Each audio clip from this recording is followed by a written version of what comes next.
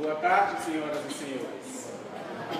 O grupo de teatro Faces, vinculado à Federação Espírita Piauiense, neste momento em que é celebrada uma das maiores obras da humanidade, congratula-se com homenagem, e faz um singelo recorte no tempo e no cotidiano de uma pequena família nos arredores de Paris, no ano de 1870, pouco tempo depois da publicação do Livro dos Espíritos.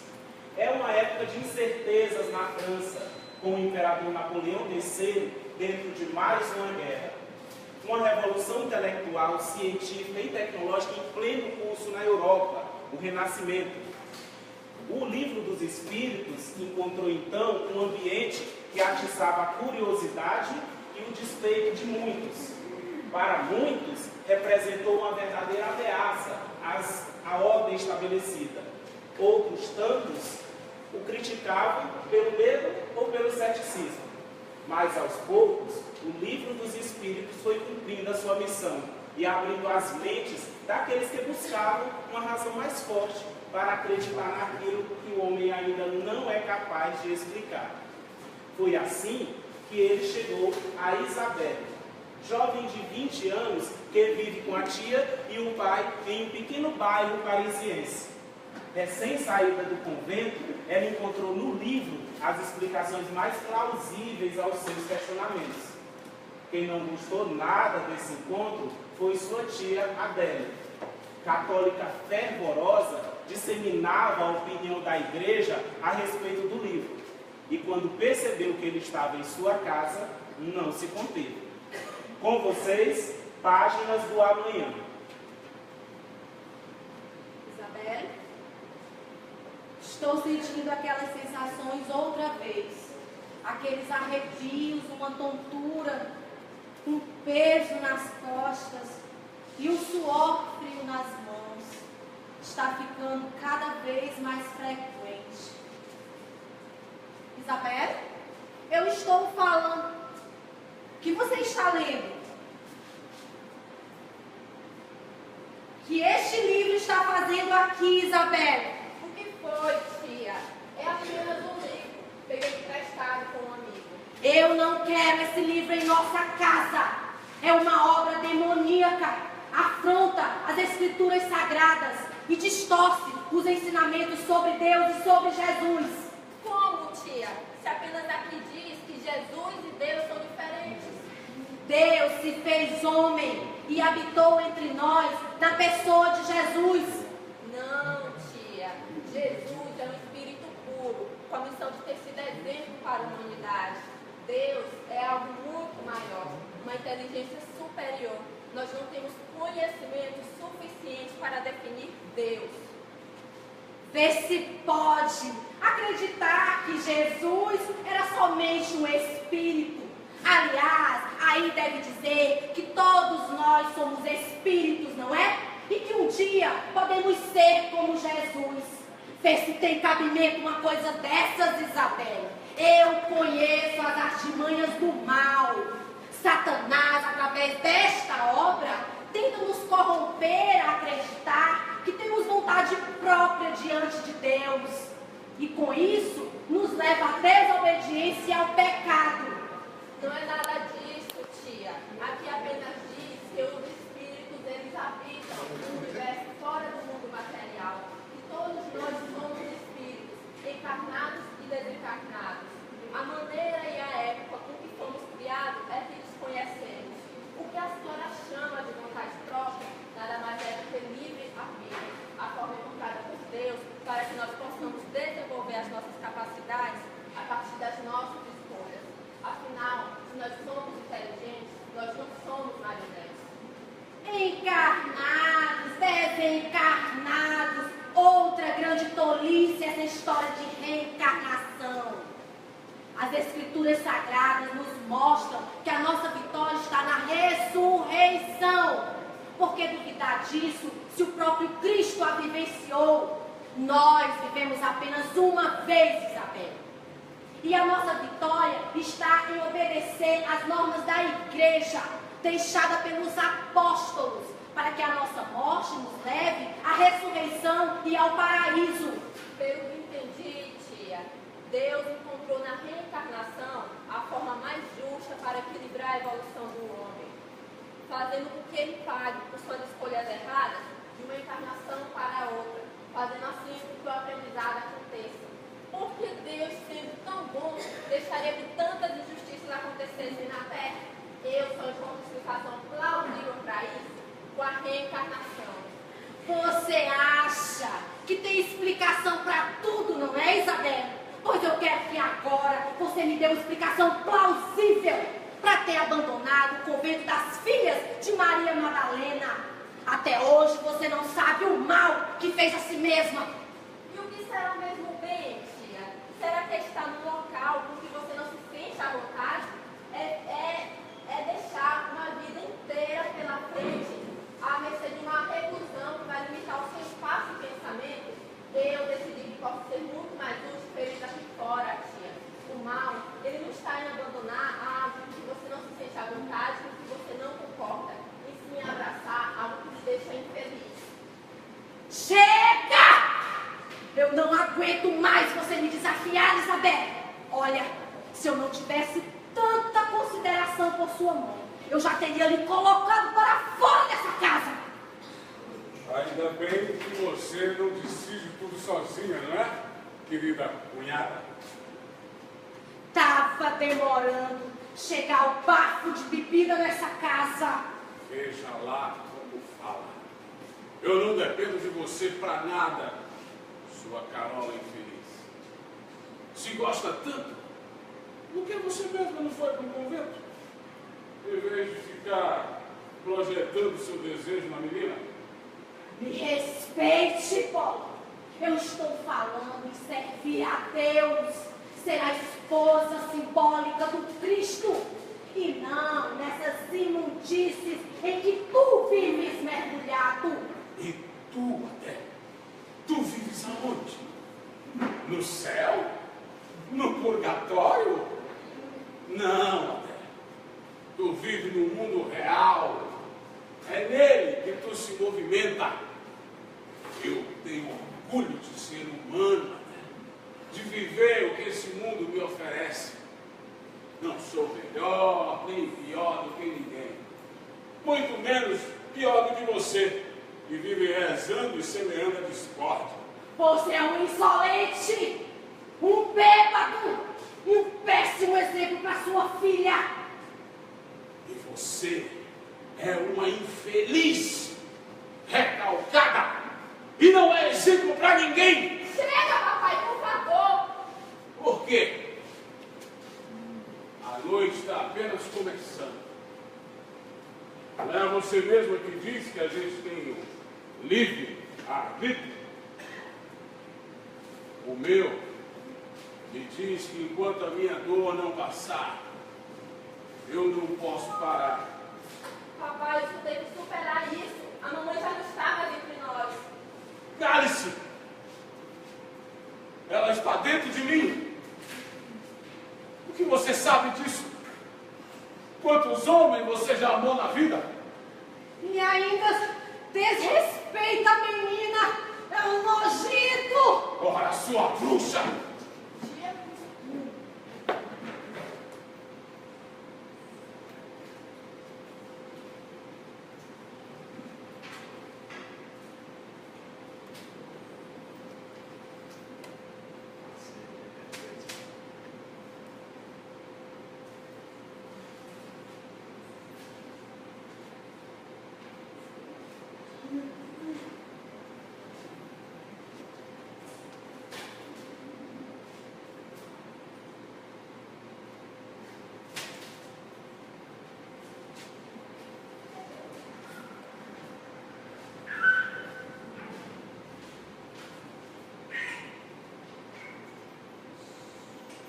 Minha família amada, por que tamanha incompreensão? As discórdias entre vocês não me deixaram escolha em vir alertá-los desse jeito. Mãe? Caroline? É você? Sim, meu querido Polan, sou eu, mas não tenho muito tempo. Só vim lhes pedir para que deixem de magoarem-se uns aos outros. A humanidade está entrando em uma nova fase.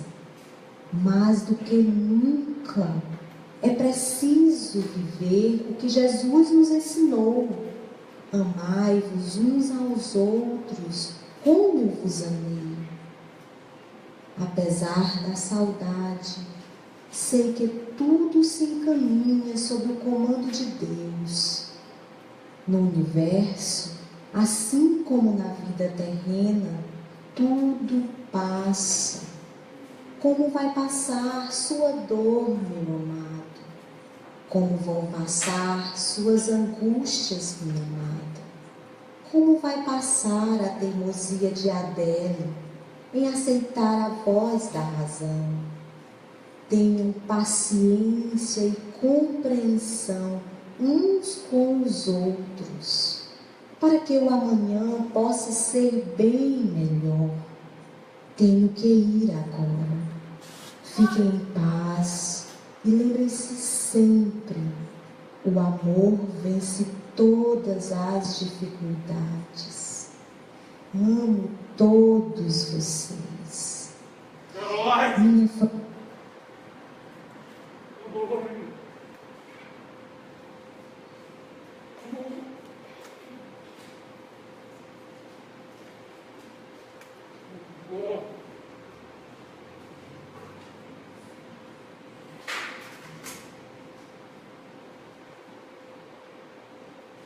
Que é isso?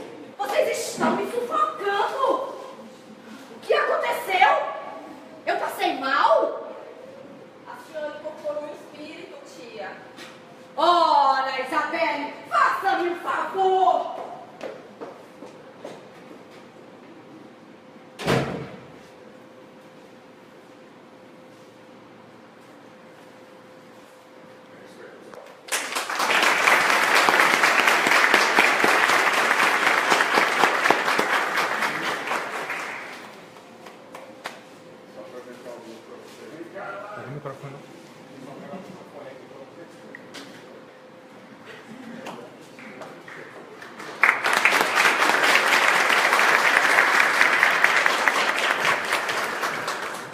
Muito obrigado, primeiramente, aos amigos espirituais por nos darem essa oportunidade e nos darem tanta força para a gente fazer isso em menos de 2 semanas. Realmente foi só com eles mesmo, só possível com eles. Muito obrigado. Espero que tenham gostado. Nosso grupo está em atividade todo sábado a partir das 3 da tarde aqui na Federação. Quem quiser, se alguém quer participar, seja espírito ou não, tem a partir de 3 anos, por favor, nos procure. Estamos aqui para realizar esse trabalho. Tá? Esperamos que tenham gostado e aproveite agora a palestra com a Ana Queiroz. Muito obrigado. Só não esquecer de apresentar o pessoal, né? Elaine, a Isabelle, o Luiz e o Anchieta Cardoso.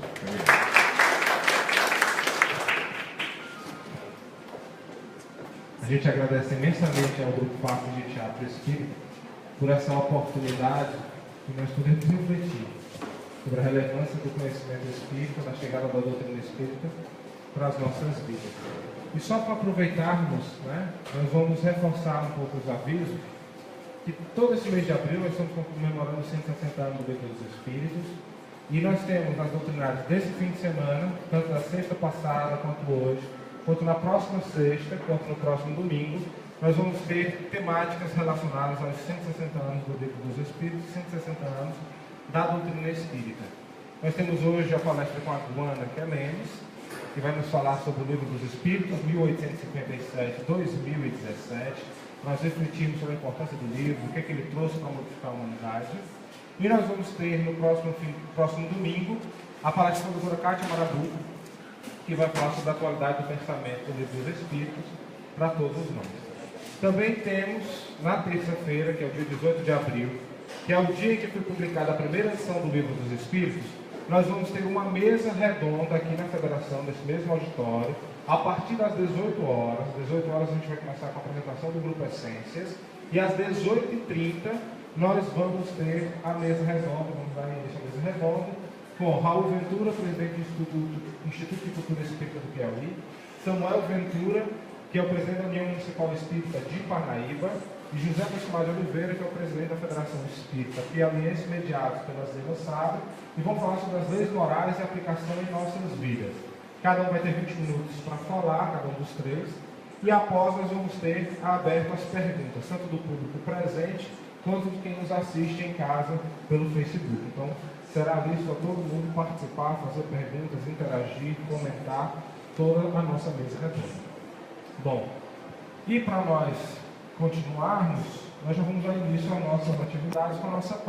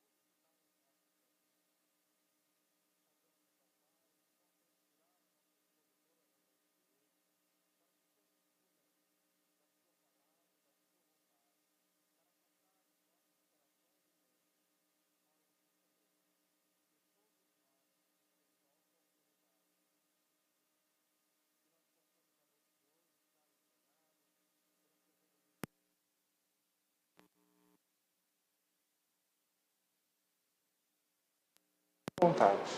Que assim seja, graças a Deus. Bom, sem mais, né? Palavras, nós passamos a palavra para Guana Quelemes para nos falar sobre o Livro dos Espíritos, 1857, 2017. Vou te passar o microfone, pode falar. Boa noite. É melhor usar esse, tá? Hã? É melhor usar esse. É porque tem os dois, esse é para transmissão. E pronto. Pode colocar faz. Eu posso botar onde aqui? Aqui no coisa. Não sei. E também fica. Qualquer coisa pode colocar no coisa já tem. Alô? Boa noite? Ou então o grupo de teatro Faces já deu um pouquinho aí do contexto da época, que não estava fácil, já que nós vamos falar agora um pouquinho do século XIX, 1857, quando há a publicação do Livro dos Espíritos, né?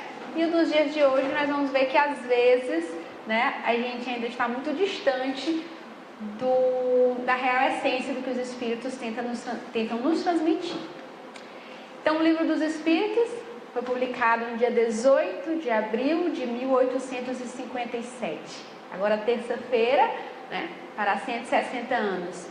Para aqueles que se declaram espíritas, né, estamos numa casa de oração espírita, a data é muito significativa para nós, porque marca uma era de conhecimento novo, né, apresentada no Evangelho segundo o Espiritismo como a terceira revelação.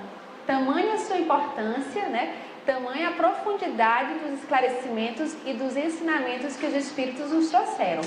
Então, assim como foi apresentado a Moisés com os 10 mandamentos, adiantando um pouco os valores da humanidade, Jesus com a Boa Nova, né, segundo a revelação, trazendo realmente esse amor vivo à Terra, e o Consolador Prometido, a doutrina dos Espíritos, que veio tirar o véu da ignorância que nos cercava e que ainda nos cerca sobre tantos temas, né, e tantas dúvidas da humanidade.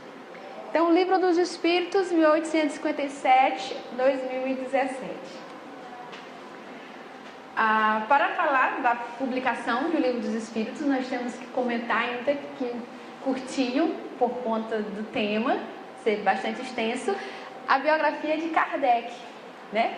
Que na verdade se chama Hippolyte Léon Denisard Rivail, que nasceu em Lyon, na França, em 3 de outubro de 1804 e vem a desencarnar em Paris, 31 de março de 1869. Então, professor Rivail, ou Rivail, não sei qual é o correto do francês, ele já era extremamente reconhecido no mundo das ciências, né, acadêmicas, da pedagogia, no próprio francês, né, ele divulgou vários livros que fomentavam o ensino da língua francesa, o ensino da matemática, né, de um modo novo. Ele que teve influência de Pestalozzi, né, estudou no Instituto de Yverdon, onde grandes nomes, né, da história, grandes pessoas de muito poder aquisitivo, reis, herdeiros de tronos, né, da Suécia, da Áustria, estudavam no Instituto de Yverdon. Então ele desde criança se mostrava um espírito aplicado, disciplinado, e tão jovem, com 20 ou 22 anos, se eu não me engano, ele já se dedicava totalmente à educação, né? Inclusive fundando o Instituto Rivail. Este jovem, né, discípulo de Pestalozzi, consegue notoriedade dentro do meio acadêmico, com suas publicações, com seu trabalho, né? Casa-se com Amélie Gabrielle Boudot. Ela um pouco mais velha, ele, se eu não me engano, tinha uns 27 anos, ela era 9 anos mais velha, mas que vinha a ser sua grande companheira, que a auxilia desde o início, não apenas na sua obra acadêmica, mas desde o início da codificação espírita. E quando Kardec desencarna, Madame Rivail, ela dá prosseguimento com tanto auxiliando na Sociedade de Estudos Parisienses Espíritas, quanto também foi peça-chave para que se pudesse publicar posteriormente obras póstumas, que eram baseadas nos seus manuscritos, nas suas anotações. Então, o Dr. Rivail, este homem, que Camille Flammarion vem chamar posteriormente, ele e tantas pessoas, Leon Denis, os brasileiros, Herculano Pires, tantos estudiosos da doutrina espírita, vêm apresentá-lo como bom senso encarnado. Um homem que tinha os caracteres de um cientista, daquele, né, que seguia pelo pensamento científico, a cautela, a prudência, né, a seriedade, a disciplina. Então, o Dr. Rivail, professor Rivail, né, que já tinha uma boa caminhada, vem a saber dos fenômenos das mesas girantes, que estavam muito populares à época na França, mas que infelizmente eram fenômenos que eram tratados de uma maneira frívola, né, onde era um grande passatempo, era um entretenimento, assim como a gente sempre recorda nos grupos de estudo que a meninada tem uma mania que nós não aconselhamos de fazer a brincadeira do copo, do compasso, né? Porque o sobrenatural sempre chamou a atenção. E assim como esse contexto, por isso que a gente não aconselha, só atrai espíritos zombeteiros e atrasados, aquele contexto em que estava inserido das mesas girantes, a tendência também era atrair espíritos frívolos que não tinham, né, muito a somar. Nisso que ocorria, né, nos salões franceses, eu até brinco que perguntavam assim: tem uma loira na vida do meu marido? Aí com certeza o espírito querendo ver o circo pegar fogo, né, deveria estar, tem duas loiras. E assim muitas perguntas se davam, mas sem profundidade.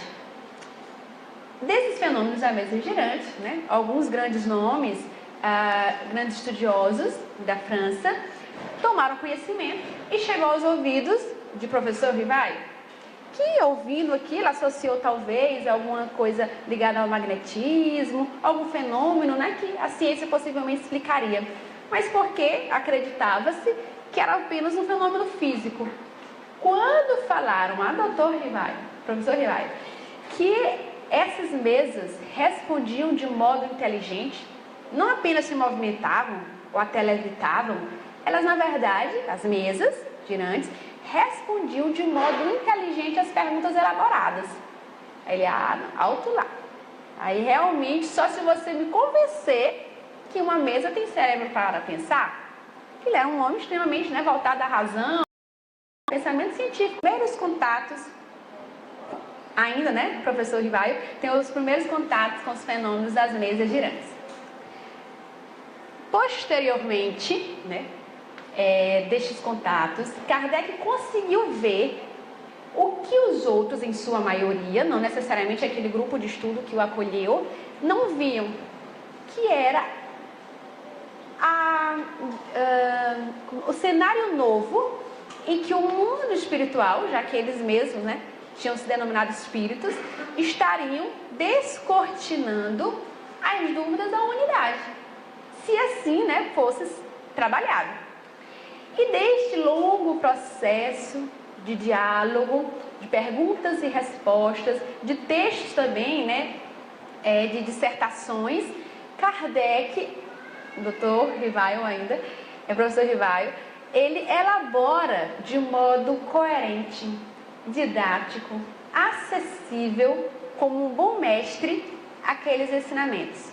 Justamente porque ele via ali o universo, né, novo de informações que se descortinava naquele momento.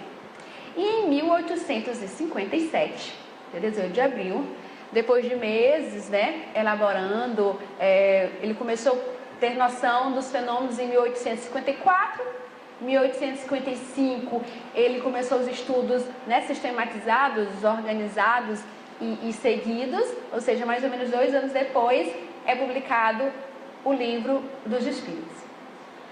O Livro dos Espíritos, na sua primeira edição, ele contava com 501 perguntas, e apenas em 1860 é que Kardec apresenta, conforme nós temos nos dias de hoje, com 1018 perguntas. Na capa, né, o Livro dos Espíritos tem o subtítulo Filosofia Espiritualista. Eu acho que tem até a traduçãozinha aqui. Então, Filosofia Espiritualista, Princípios da Doutrina Espírita, sobre a imortalidade da alma, a natureza dos espíritos e suas relações com os homens, as leis morais, a vida presente, a vida futura e o porvir da humanidade, segundo os ensinos dados por espíritos superiores com o concurso de diversos médios, recebidos e coordenados. Essa, se não me engano, é a tradução de Guilherme Ribeiro, editada pela FEB. E aqui era de 1860, já com as 1018 perguntas.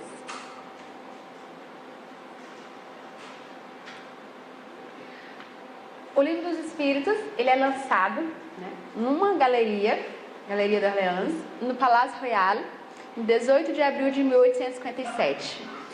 O Palácio Royal é um complexo, na verdade, de vários edifícios, várias edificações, muito grande, né, próximo ao Museu do Louvre, muito bem localizado lá em Paris. E numa das suas galerias, a Galeria d'Orléans, ficava a livraria, que eu não sei pronunciar em francês, Detou. Detou, se eu não me engano, Detou era o sobrenome da família, a dona da livraria. Então, aqui é um dos desenhos que a gente encontra na internet, seria justamente da Galeria d'Orléans, à época, tá? E nesta livraria, Detou, segundo o nosso colega espírita brasileiro, Canuto Abreu, no livro O Livro dos Espíritos e Sua Tradição Histórica e Lendária, que ele publicou em comemoração ao centenário do Livro dos Espíritos. Esse livro do meio, na verdade, é a tradução de Canuto para o primeiro Livro dos Espíritos, aquele com 501 perguntas. Aqui uma gravura de Canuto, e aqui como ficou na versão virtual do Livro dos Espíritos e Sua Tradição Histórica e Lendária. Por quê? Porque eu estou estudando os créditos de onde eu tirei essa narrativa de como se deu o dia 18 de abril, né? 18 de abril, como tudo começou, como tudo aconteceu.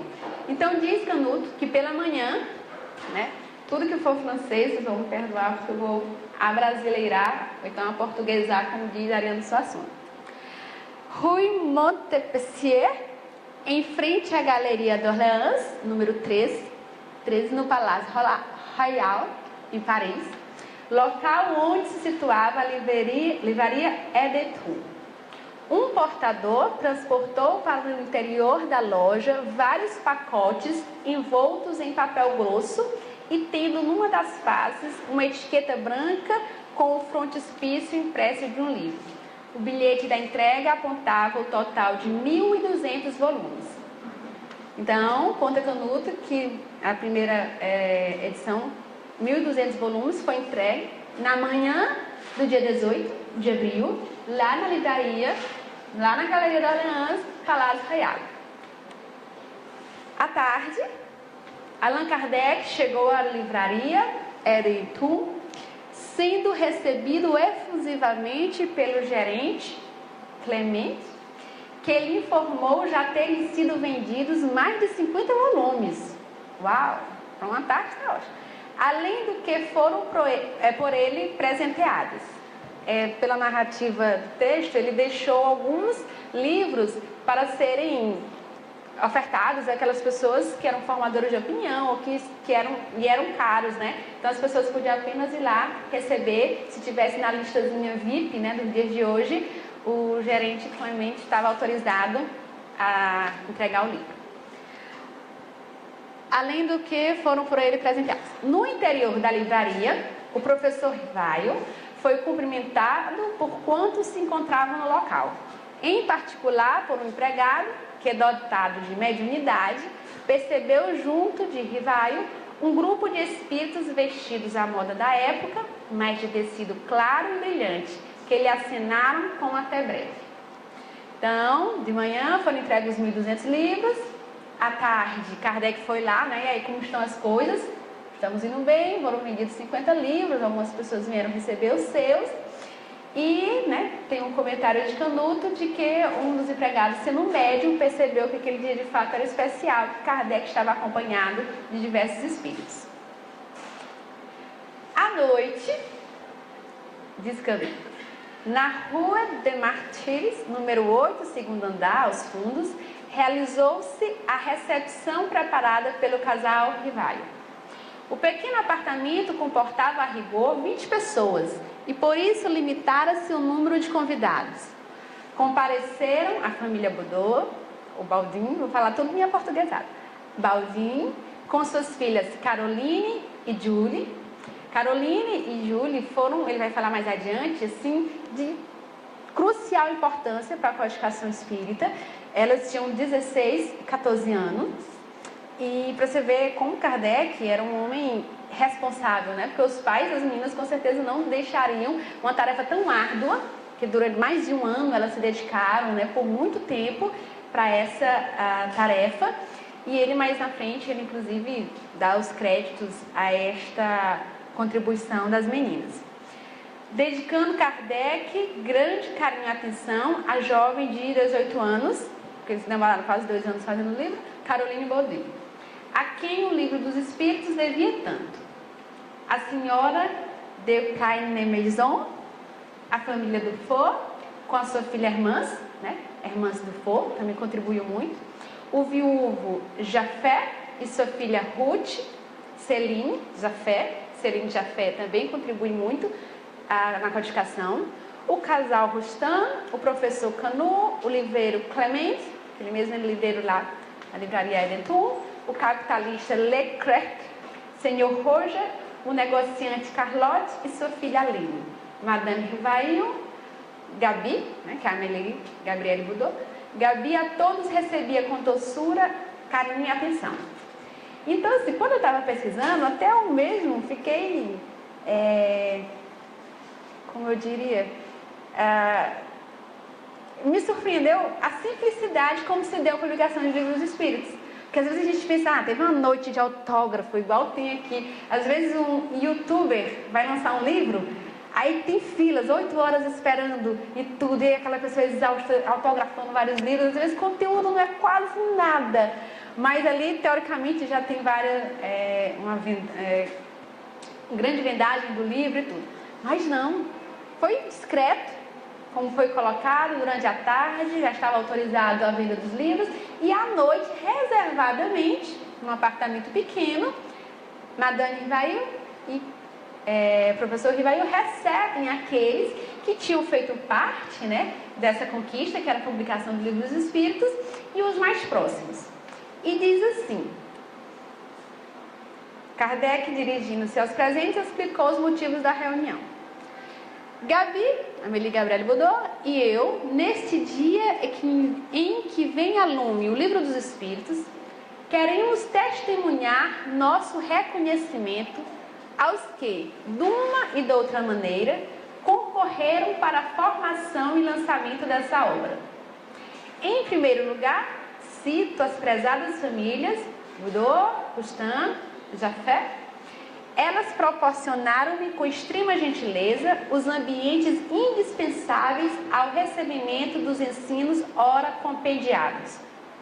Destaco nessas queridas famílias um agradecimento particular às meninas Caroline, Julie e Ruth Celine, pondo de lado os prazeres próprios da mocidade e sacrificando horas de estudo, elas se prestaram, durante mais de um ano, ao fatigante uso de seus dotes mediúnicos, cumprindo sua nobre missão de intermediárias dos espíritos. Devo à mediunidade de Caroline Julie Baudot, o Baldin, a essência dos ensinos espíritas contidos na obra, e a mediunidade de Ruth Celine Jafé, os esclarecimentos complementares que me permitiram aceitar alguns pontos reversos à primeira inspeção. Só depois de ultimada a obra e aprovada todas as lições pelos espíritos que as ditaram e ratificaram numa ou noutra casa de trabalhos e por sugestão dos guias, é que me vali do auxílio de mais de 10 médiuns, estranhos alguns aos dois referidos centros. Então, numa noite simples, né, com poucas pessoas, o professor Rivaio e sua senhora, né, Madame Rivaio, recebiam aqueles irmãos, aqueles amigos que tinham contribuído com a obra. Então, nós vimos que as meninas, né, como ele mesmo carinhosamente chama, Caroline, Julie, né, Ruth, Celine, foram de extrema importância. Então, é como se elas tivessem contribuído, a gente fala na linguagem popular, com o grosso. Mas é dado, né, a revisão, como ele mesmo coloca, e dessas revisões que eram feitas por sugestões do guias, algumas coisas iam sendo adequadas. Mas ainda assim, era colocado à prova, né, de inúmeras outras mensagens. Então, quando a gente fala que é feito grosso, é porque você imagina. O Livro dos Espíritos, ele é lançado e publicado como um livro de perguntas e respostas. Mas alguns daqueles ensinamentos foram dados como dissertações, como textos, que eram psicografados. E Kardec, para garantir o método que ele havia escolhido, né, a didática de perguntas e respostas, ele formula perguntas para confirmar aquilo que no fundo ele já sabia. É como se lá tivesse, né, no texto que a pluralidade dos mundos habitados, né, que não existe a vida apenas como a conhecemos aqui na Terra. Então ele já sabia. Aí ele vai e pergunta: existe vida em outros orbes? Aí aquela resposta há de manter a coerência com todas as outras que ele já tinha aquele respeito. E assim ele dava, né, solidez àqueles postulados, né, aqueles fundamentos que os espíritos nos traziam. Então, desse modo, Kardec, né, mantém uma coisa muito característica do pensamento filosófico, que é essa ideia de perguntas e respostas. Não que ele não pudesse escrever de outro modo, se ele assim, né, achasse que fosse conveniente. Mas sabemos que continuadamente porque nós sabemos, né, às vezes a gente vai, o ministro vai ser entrevistado, o artista tal vai ser entrevistado. Então, a grandiosidade daquela entrevista, né, vai muito das escolhas das perguntas e de como é conduzido aquele momento. Do mesmo modo, Kardec soube conduzir, né, de maneira coerente e didática todos esse encadeado, né, esse encadeado de ideias. O Livro dos Espíritos, né, como ele está composto. O Livro dos Espíritos, nós temos a introdução, prolegômenos, o corpo da obra em si, que é dividido em 4 partes, que algumas traduções apresentam como parte primeira, parte segunda, parte terceira, parte quarta, ou livro primeiro, livro segundo, livro terceiro, livro quarto. E a conclusão. Então, nós temos... Deste material, que nós vamos esmiuçar um pouquinho mais adiante, que foi o primeiro livro da Codificação Espírita, Kardec percebia que havia informação, né, para muito mais, como a gente fala em linguagem popular, tinha muito mais pano para manga. Então, de O Livro dos Espíritos, é que Kardec encontra a base para a publicação dos outros 4 livros da codificação, né? Considerando também o que é o Espiritismo e obras póstumas, seriam 7, mas nós consideramos os 5. O Livro dos Espíritos, que foi o primeiro, depois o Livro dos Médiuns, o Evangelho segundo o Espiritismo, o Céu e o Inferno e a Gênese. Vamos tentar passar um pouquinho desse esquema, que consta inclusive na apostila do estudo sistematizado da doutrina espírita. Ainda foi, por mais que tenha algumas diagramações um pouco confusas, é o que melhor sintetiza essa ligação do próprio Livro dos Espíritos com as demais obras. Então, o que é que nós temos? Da introdução, vamos começar a leitura da direita de vocês, né, que é a minha esquerda. Da introdução e prolegômenos, né, que é o prefácio, Kardec encontra material base para a construção do que é o Espiritismo. De fato, quando nós formos ver adiante, é um material tão rico, a introdução, tão subaproveitado, porque na nossa ânsia de querer estudar, a gente corre muitas vezes para a primeira questão, que é Deus. Mas aí nós perdemos, né, um enunciado, uma apresentação da doutrina por parte de Kardec, que ela com certeza auxiliaria em toda a leitura e todo o estudo do livro. Então, desta introdução e dos prolegômenos, do prefácio, Kardec encontra material para o que é o Espiritismo. Da parte primeira, parte, né, da segunda e da terceira, ele encontra material para a Gênese, né, que vai tratar da origem das coisas. Da quarta parte, o quarto livro, que trata das esperanças e consolações, Kardec encontra material para trabalhar e publicar posteriormente o Céu e o Inferno. Da terceira parte de O Livro dos Espíritos, que trata das leis morais, Kardec encontra material para depois publicar o Evangelho segundo o Espiritismo. E da segunda parte, do Mundo Espírita, tem-se as bases para o Livro dos Médiuns. Porque assim, às vezes a gente pensa que Kardec fez 1018 perguntas e parou no tempo e no espaço. Não, ele continuou. E ele continuava não só editando a Revista Espírita, mas também recebendo um universo de informações. Tanto daqueles médiuns com quem se correspondia e que continuadamente ele mandava perguntas, tanto para procurar coerência com aquilo que ele já vinha trabalhando, né, quanto para descobrir mais coisas. No próprio Livro dos Médiuns ele faz algumas perguntas, né? Ou seja, tinha muita coisa a ser somado. Mas ele percebe que a base de tudo haveria de ser sempre o livro primeiro, que foi o Livro dos Espíritos. Então, tão rico é o Livro dos Espíritos, que ele se desmembrando, aprofundando os seus tópicos, né, questionando mais ainda os espíritos, publica as demais obras. Na introdução. A introdução de O Livro dos Espíritos é composta por 17 itens, né, e contém toda uma síntese da doutrina. Já fiz até a propaganda na parte introdutória. Eu retirei só um trechinho, porque nós não teríamos, né, como nos aprofundarmos tanto quanto gostaríamos. Então, no finalzinho da parte introdutória, Kardec diz assim: a razão nos diz que entre o homem e Deus outros élios necessariamente haverá. Como dissem os astrônomos, que entre os mundos conhecidos outros haveria desconhecidos. Que filosofia já preencheu essa lacuna? Kardec está provocando. né? Porque a capa lá do livro já falava, filosofia espiritualista. Então, daquele burburinho, né? Daquela efervescência de ideias que o iluminismo trazia, que o pensamento científico trazia, né? Todos querendo uma resposta. Uns achavam que a física iria explicar tudo, a origem de tudo. O outro, né? O materialismo, na verdade, dizia que tudo estaria, né? Ao nosso alcance pela própria matéria. E aqueles que já eram espiritualistas não apresentavam, né, essa possibilidade da vida futura.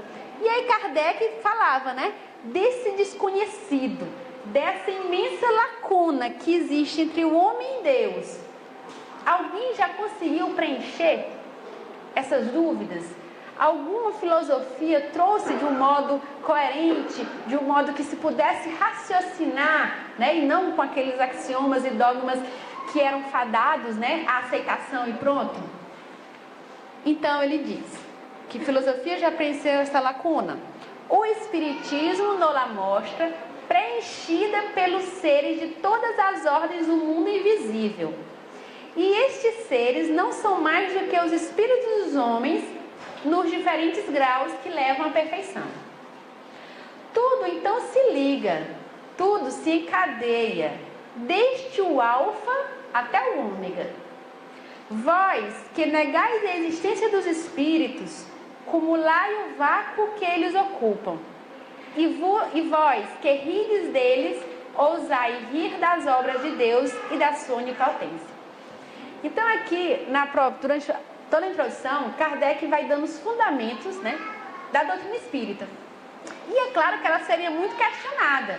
Não é à toa, né, no exemplo aqui dos nossos colegas do Grupo Faces, colocou uma família, né, em que um dos membros conseguiam assimilar as ideias e a tia, né, se não me engano, já não conseguia. Mas se nós formos colocar isso no campo das ideias, o Livro dos Espíritos sacudiu muito a época. Porque numa época em que, por exemplo, os materialistas defendiam com unhas e dentes, né, apenas a matéria, vinham os espíritos falar que não apenas existia, né, esta vida espiritual, quanto mais saber que, na verdade, ela é a nossa pátria-mãe, ela é a nossa essência. Os espíritos falaram que esta vida aqui da matéria podia nem existir, que nenhuma diferença alteraria, né, nada faria, né, nada teria a perder. O mundo espiritual era praticamente chamar para a briga. Ora, mas se eu estou dizendo que só existe o que eu pego, você diz que além de existir o que eu não pego, este outro a mais é muito mais, não diria importante, é o que nos define em essência. Então isso realmente dava muita confusão, né, digamos assim. Mas aí Kardec fala, ora, como o que já se tinha apresentado conseguiu-se preencher essas lacunas? As grandes dúvidas da humanidade, de onde nós vimos, né? Para onde vamos, por que sofremos, as diferenças abismais, não só sociais, mas também de vida, né? De qualidades, de méritos de cada pessoa, por que o espírito, irmão gêmeo do outro, um é de um modo, né? E criado de igual maneira, o outro é totalmente diferente, por que um sofre tanto? Então, são tantos questionamentos, é uma lacuna tão grande que fica, que ele, né, chega a provocar.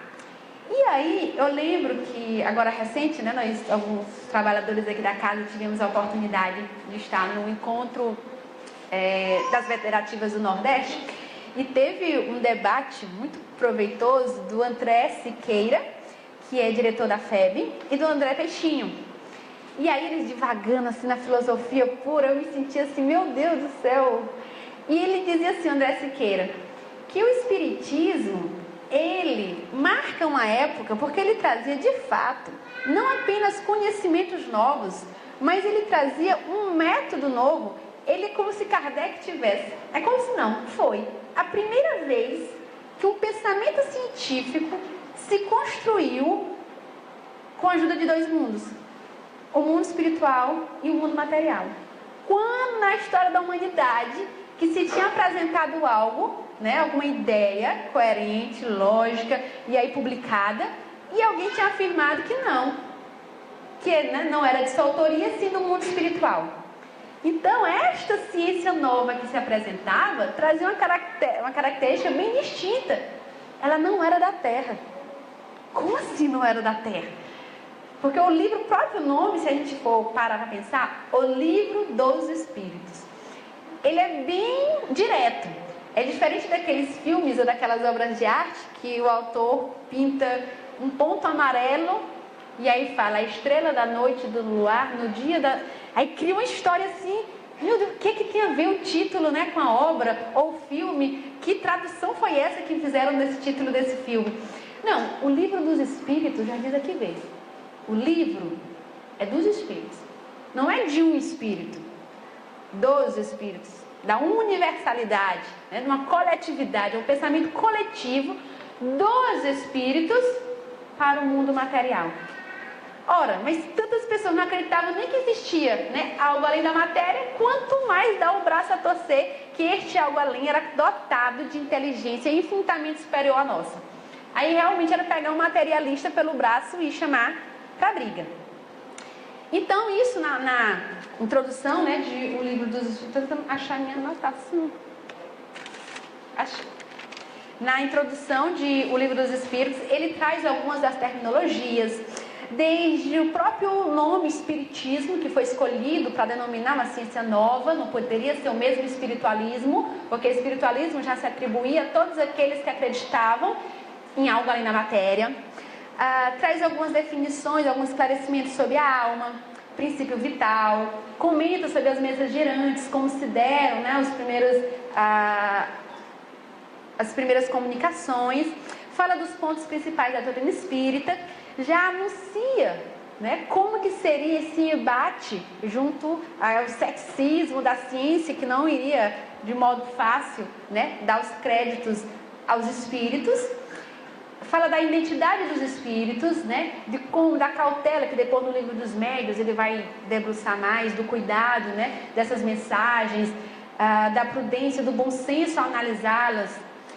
E, né, ao longo dessa introdução, ele termina justamente assim, apresentando a doutrina como algo novo e que, a meu ver, ainda está inexplorado diante de tudo que o Livro dos Espíritos traz em suas entrelinhas. Eu mesmo, ouvindo esses colegas André Siqueiro e André Peixinho filosofando, eu digo, nossa, nas entrelinhas tinha tudo isso. Porque, de fato, a partir do momento que nós vamos associando cada qual ao seu conhecimento, seja no campo da pedagogia, da psicologia, das ciências ordinárias como um todo, então nós vamos acrescentando, eu estou vendo um pouquinho do que eu vejo na biologia, bem aqui, já nessa questão, os espíritos já anunciaram. Ou seja, muito nós ainda vamos conseguir extrair de O Livro dos Espíritos. Do Prolegômenos, né, que é o prefácio, a apresentação da obra. Ele apresenta a cepa, que é essa imagenzinha aqui, deixa eu ver se está ela, essa aqui está maior, onde tem uma alegoria, uma metáfora, né, entre o espírito, né, a alma encarnada no espírito e a matéria, como sendo a cepa, o tronco, a matéria, o licor, ou seja, o que houvesse mais fluídico, né, na história, seria o espírito, e o bago, esse intermédio entre uma coisa e outra, né, seria essa ligação do corpo à alma. Então ele apresenta a cepa, os espíritos dão a conhecer a maneira como foi revelada a doutrina, a autoria e a finalidade do livro. Então tirei só um trechinho dos prolegômenos. Diz assim, dizem os espíritos, né? Ocupa-te, cheio de zelo e perseverança, do trabalho que empreendeste com o nosso concurso, pois este trabalho é nosso, dos espíritos. O livro é dos espíritos. Nele pusemos as bases de um novo edifício que se eleva e que um dia há de reunir todos os homens no mesmo sentimento de amor e caridade. Eles sabiam o que estavam dizendo. Então, se eles estão dizendo, né, é porque de fato um dia, né, não é que as pessoas, como diz Leon Denis, vão se declarar espíritas. Não é que todos, né, o espiritismo é a religião do futuro. Na verdade, é o futuro da religião, das religiões. A partir do momento que nós vamos evoluindo, as nossas ideias vão transcendendo da matéria, né? E é como se nós realmente fôssemos pouco a pouco deixando, né, essa parte grosseira da matéria e espiritualizando, inclusive, as nossas ideias. Aí, detalhe, olha quem assina: João Evangelista, Santo Agostinho, São Vicente de Paulo, São Luís, o Espírito de Verdade, Sócrates, Platão, Fênelon, Franklin,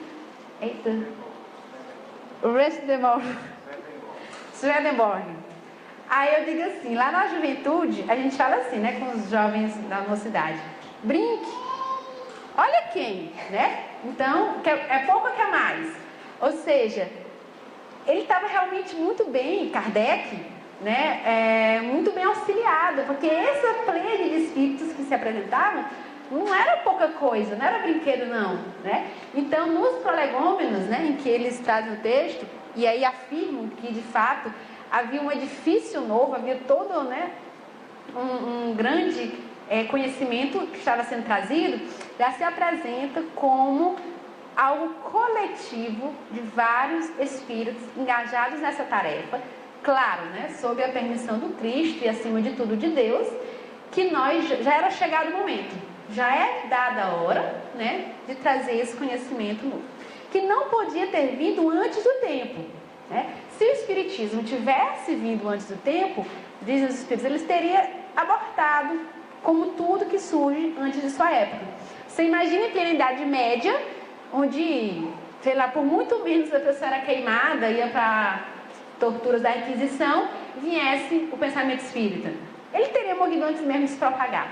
Então era necessária uma maturidade nossa, da humanidade, enquanto coletividade, para aceitar determinadas verdades. Até hoje, ele é tão pouco compreendido, né? Imagine naquele tempo que foi em 1857, imagine o que teria sido se fosse bem antes. Então foi necessário todo aquele contexto da Europa, do pensamento do iluminismo, das grandes revoluções, o fato de ter se dado na França a reencarnação de Kardec, né? que era o menino Hipólito Léon Denis Arrivai, tudo fazia parte de um planejamento, né? A França era a luz do mundo, era um dos grandes formadores de opinião, os grandes, né, estudiosos voltavam os seus olhos. Então, por tudo isso, nós percebemos que havia um planejamento maior, que esses espíritos estavam, né, trabalhando a longas datas. Da primeira parte, das causas primárias, vai tratar de Deus, os elementos gerais do universo, a criação, o princípio vital. Eu trouxe só duas perguntinhas, só para a gente ter noção dessa gama de possibilidades. Primeira pergunta do Livro dos Espíritos: que é Deus? Né? Não é quem é Deus ou o que é Deus. Que é Deus? Deus é a inteligência suprema, causa primária de todas as coisas.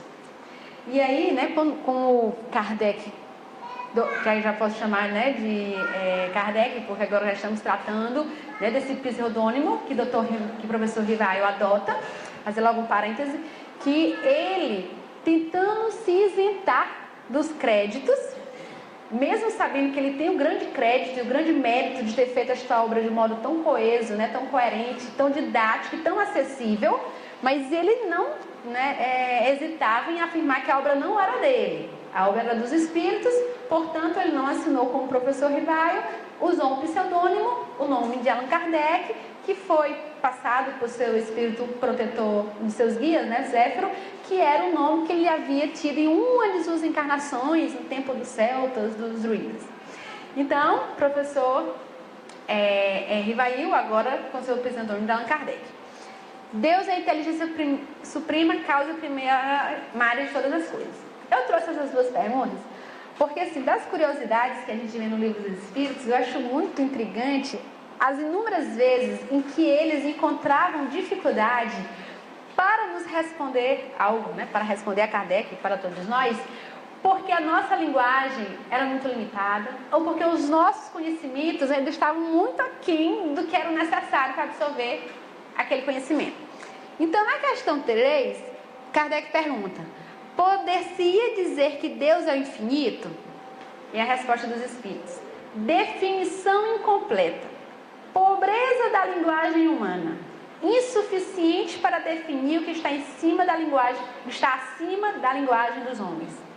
Então eles trouxeram o que era possível, mas tinha coisas que realmente ainda não era chegado o momento, mas ainda assim, quando possível, porque Kardec ele questionava muito, ele era um grande provocador, e aí às vezes os espíritos até falavam, vocês, quem já deve ter estudado o livro dos espíritos, tem momentos que Kardec pergunta algo, depois pergunta de novo, eles dizem, nós já o dissemos, nós já comentamos, como já foi dito, né? Igual a gente vai ensinando menino, eu já te falei, mas eles estavam lá pacientemente nos ajudando.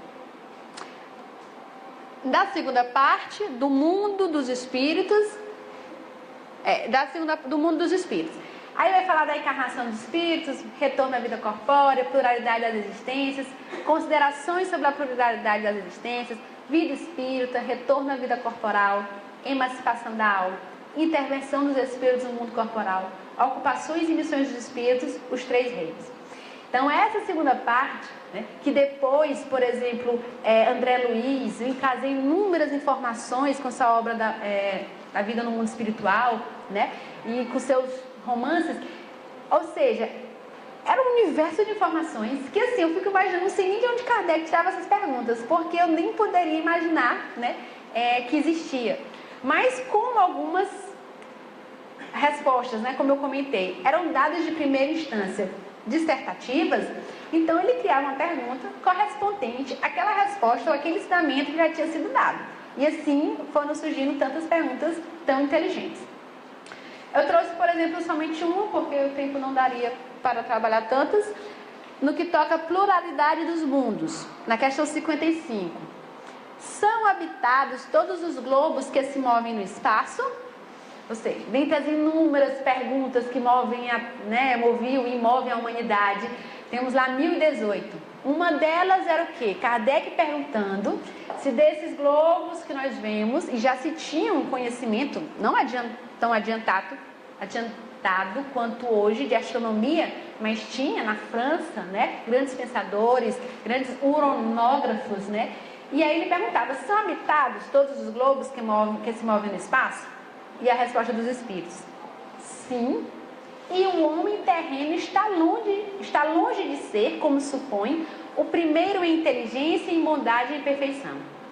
Ou seja, tem sim, não só tem vida, como essa vida pode ser extremamente mais adiantada, né, em valores, em conhecimento intelectual, do que os nossos.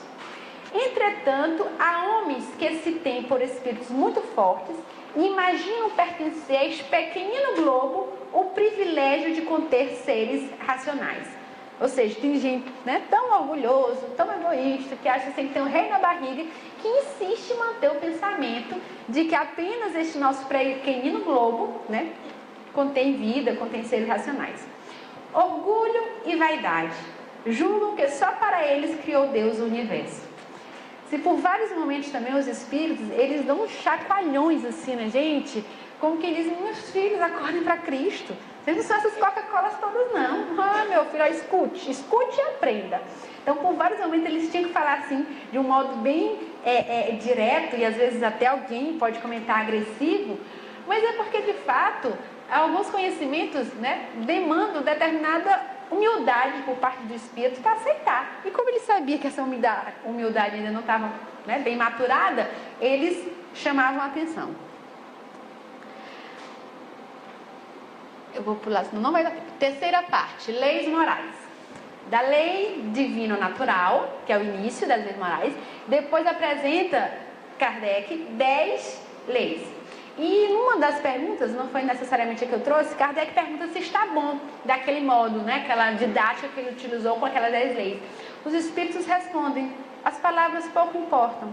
Sim, em essência, não vou lembrar exatamente como eles respondem.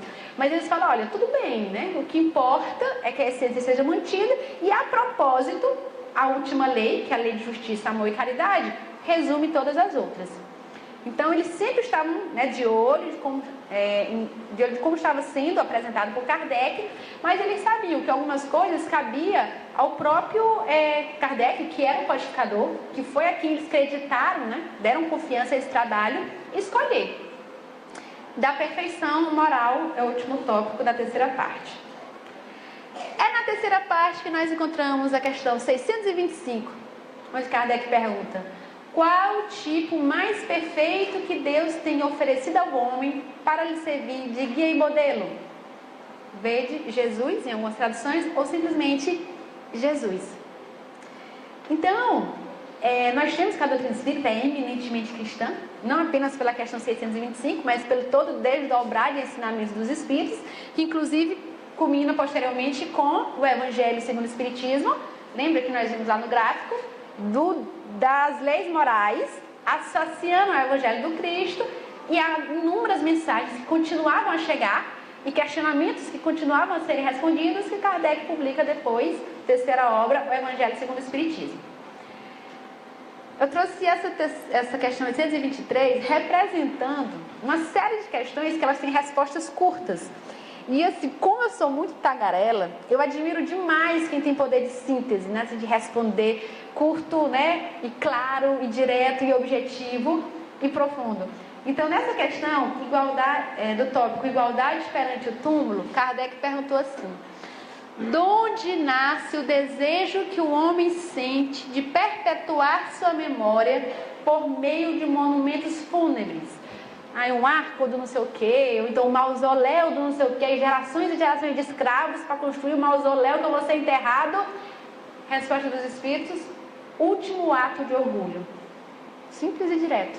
Ou seja, muitas vezes eles, né, conseguiam nos fazer para, realmente, se for ver bem, era para ficar para a história da arquitetura, pode até ter tido outras consequências, mas representava, acima de tudo, o orgulho do espírito. Da quarta parte, esperanças e consolações, nós temos das penas e gozos terrenos, das penas e gozos futuros.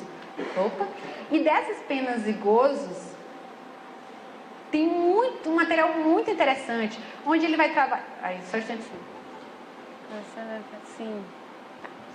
Então, onde ele vai trabalhar essa ideia do céu, do inferno, do purgatório, e apresenta claramente que não há um lugar circunscrito no espaço, uma linha divisória entre para lá é o céu, para cá é o inferno, né? Na verdade, há um estado de consciência, né? Onde aquela mente, né, em paz consigo mesmo, né, ela consegue receber, né, um retorno natural dessa energia emanada, o bem, a tranquilidade, a paz. E aquela mente revoltada, atordoada, num turbilhão de remorso, de revolta com Deus, naturalmente estará na situação debilitada em flagelos. Das penas e gozos futuros é justamente dessa resposta, dessa ânsia. Lembra que a gente estava perguntando por que tem tanta injustiça, por que eu sofro, por que eu estou doente, por que aquilo, né? Eles apresentam nessa resignação, nesse continuar, né, por acreditar que essas provas ou expiações são necessárias na nossa evolução, né? A certeza de que nós estaremos mais fortes e evoluindo cada vez mais. E aí eu trouxe a última questão do Livro dos Espíritos. Normalmente nós sabemos decorar da primeira questão, que é Deus. Mas quem lembrava? Qual é a última questão de Livro dos Espíritos? A última questão de Livro dos Espíritos, Kardec pergunta assim: poderá jamais implantar-se na Terra o reinado do bem? Como ele vinha falando, né, do futuro, né, do que nos aguardaria, como é que seriam tudo, ele termina com essa pergunta: como é que será? Né? A Terra um dia vai ser um lugar feliz? Vai ser de fato isento de tanta maldade, tantas dores? A resposta é bem longa, eu trouxe só o início, na verdade é uma mensagem de São Luís.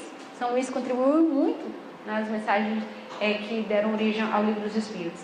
Então, a resposta, o início era assim: o bem reinará na terra quando, entre os espíritos que vêm a habitar, os bons predominarem, porque então farão que aí reine o amor e a justiça, fonte do bem e da felicidade. Por meio do progresso moral e praticando a lei de Deus, é que o homem atrairá para a terra os bons espíritos e dela afastará os maus.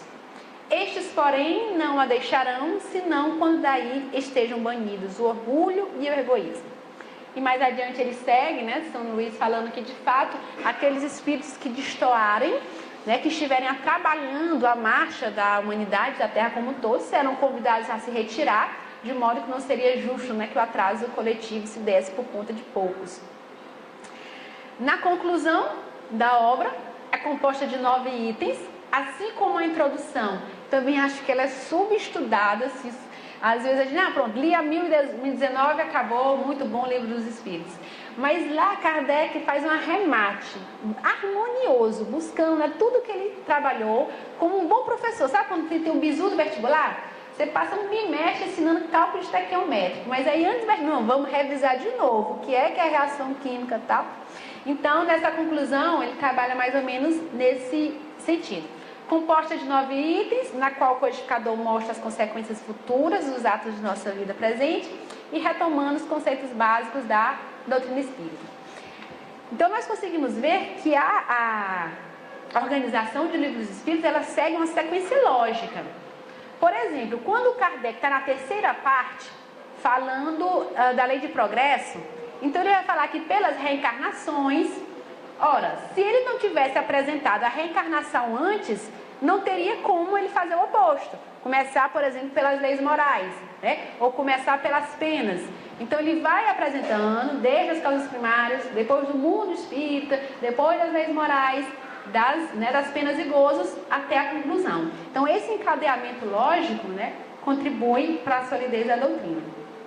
Falar rapidinho aqui que o professor Herculano Pires, num texto em homenagem aos 100 anos do Livro dos Espíritos, ele enfatiza, né, aquele que nós temos como o método básico, né, ou o método usado por Kardec da solidez da doutrina espírita, né, que é a universalidade e concordância. Nesse método experimental de observação, em que Kardec não tinha uma teoria pré-elaborada.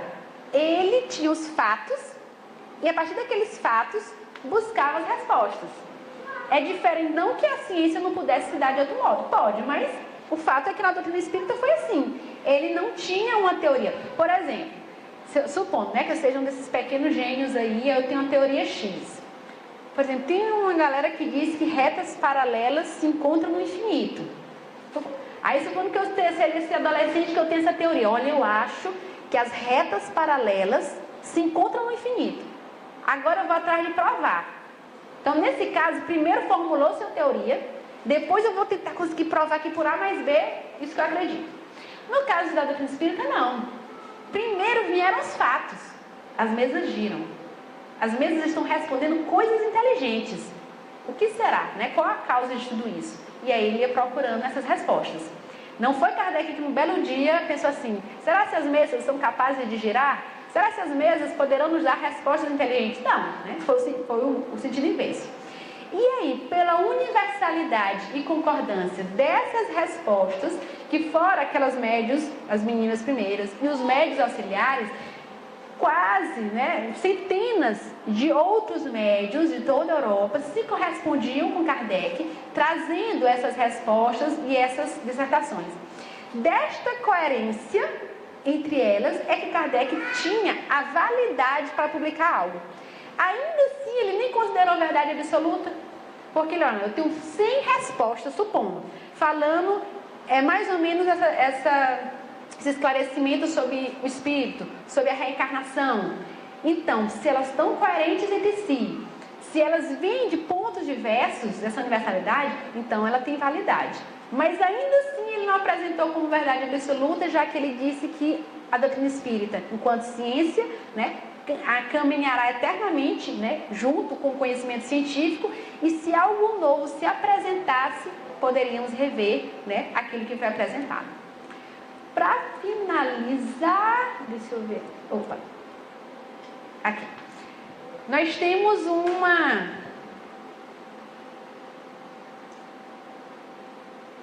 um pensamento, na verdade, eu vou tentar resumir porque o pensamento é longo, que está em obras póstumas. Quando Kardec, após rever um registro de um diálogo com o Espírito de Verdade, em que o Espírito de Verdade, ele perguntava se de fato ele tinha aquela missão, que tinham atribuído a ele, e o Espírito sim, que ele tinha aquela missão, que ele pudesse ter o êxito naquilo, e ele perguntava o que ele poderia fazer que faria com que ele viesse a falhar?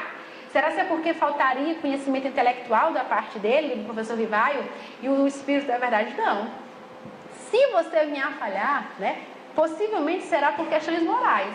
Então tome cuidado, né? Seja prudente, seja cauteloso. Infelizmente você será caluniado, você será desafiado. Não bastará você ficar em casa sentado e publicando os livros. Você vai ter, né, em linguagem popular, que dá a cara a tapa. E aí ele vai anunciando, não vai ser nada fácil. E ele coloca o Espírito de verdade assim, realmente que havia um calvário a ser, né, atravessado por conta de assumir essa missão. E aí ele, em Obras Póstumas, vem dizer, né, nas suas anotações, de que de fato tudo aquilo que o Espírito de verdade havia anunciado ocorreu. Foi muito difícil, ele foi caluniado, ele foi traído pelos próprios colegas da Sociedade Parisiense de Estudos Espíritos. Eles mesmo depois foram em praça pública falar que tudo era loucura e tudo. E ficou muito, né, com a saúde muito debilitada. E narrou tudo, mas termina com um pensamento positivo e próspero, dizendo que, bom, me alertaram toda a parte difícil. Mas, né, que bom que eu descobri que havia, né, e houve toda uma parte satisfatória e boa que não me foi apresentada, mas que eu pude vivenciar, né? A cada pessoa, a quem o Espiritismo consolou, tantas pessoas, né, que se sentiram confortadas com a certeza da vida futura, tantos amigos verdadeiros eu fiz. E ele vinha dizer em outro momento na Revista Espírita que o Livro dos Espíritos, né, na doutrina espírita, diz Allan Kardec, foi a obra da minha vida. Então você imagina assim, você já está talvez próximo a desencarnar, conseguir olhar para trás e ver que você conseguiu contribuir, né, orgulhosamente com a humanidade. Conseguiu deixar ali aquela que, segundo ele, foi a obra da vida dele. Porque ele sabia que mais cedo ou mais tarde, reconhecido ou não aquele tempo, era uma obra que era atemporal, né, e queria auxiliar várias gerações. Então, nesta noite em que a gente reflete um pouquinho sobre o Livro dos Espíritos, nós temos que, de fato, é um livro extremamente denso, é um livro de estudo. Não dá para você pode até ler no final de semana, mas para conhecer, talvez superficialmente. E como o Divaldo mesmo falava, que Joana de Ângeles dizia que ele tinha que ler o Livro dos Espíritos e o Evangelho segundo o Espiritismo todos os anos. Então, para todos nós que já lemos e que devemos reler e reler, nós sempre encontraremos novidades. Nós sempre encontraremos, né, um pensamento novo que nós não tínhamos visto, porque somos espíritos novos que a cada ano, a cada momento passamos por novas experiências. Então, agora, terça-feira, dia 18 de abril, nós comemoraremos, né, os 160 anos do Livro dos Espíritos. E a pergunta que eu deixo para a gente refletir, né, para sobretudo aqueles que já se declaram espíritos, aqueles que são estudantes da doutrina, é o Livro dos Espíritos e eu. O Livro dos Espíritos e os Espíritas. Será que nós conseguimos compreender tudo aquilo? Né? A reencarnação. Por que, se nós entendemos a reencarnação, por que nós brigamos tanto? Por que no centro espírita tem tanta picuinha, tanta briguinha? Por que o espírita, né, ainda se perde tanto tempo no espaço parado? Por que tanto pensamento ainda depressivo, se os espíritos anunciaram, né, uma vida futura, anunciaram tantas coisas?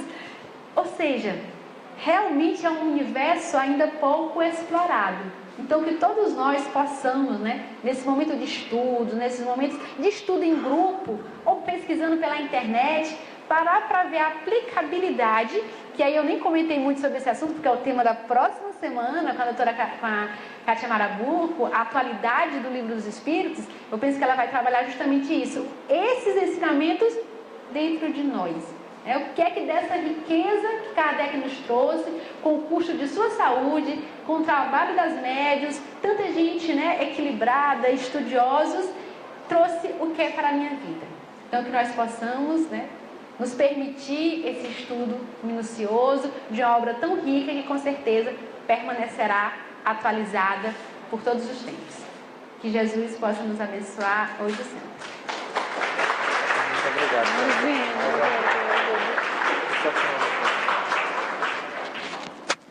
Tu tirei da cintura.